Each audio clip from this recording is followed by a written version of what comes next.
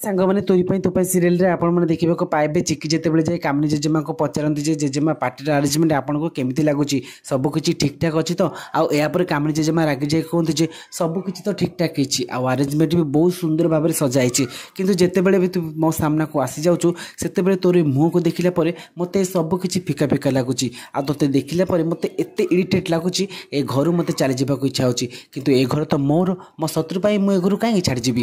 ଆଉ ଦିନେ ନା ଦିନେ ତୋତେ ଏ ଘରୁ ମୁଁ ବିଦା କରି ରହିବି। ଆଉ ଏତେବେଳେ ରୋଇ ଆସି କହୁଛି ଯେ ଆଇ ଜଲ୍ଦି ଆକୁ ବିଦା କର, ଇଏ ଯେଉଁଠି ବି ରହିବ ସେ ଘର ଅଶାନ୍ତି ହିଁ ରହିଯିବ। ଆଉ ଏତେବେଳେ ରାମ କହିବେ ଯେ ଚିକି ଏମାନଙ୍କ କଥାକୁ ଜମା ବି ମାଇଣ୍ଡ କରନି, ଆଉ ଆମକୁ ଏବେ ମେଡ଼ିକାଲ ଯିବାର ଅଛି, କାରଣ ରୋହିର ଅସଲି ମୁଖା ସମସ୍ତଙ୍କ ସାମ୍ନାକୁ ଆଣିବାର ଅଛି। ଆଉ ଏତେବେଳେ ଚିକି କହିବେ ଯେ ଇଂଲିଶ ମିଡ଼ିୟମ୍ ଏ ରୋହିର ଅସଲି ମୁଖା ସମସ୍ତଙ୍କୁ ସାମ୍ନାକୁ ଆଣିଲେ ସମସ୍ତେ ଜାଣିପାରିବେ ଏ ରୋହି କେଉଁ କ୍ୟାଟେଗୋରୀର।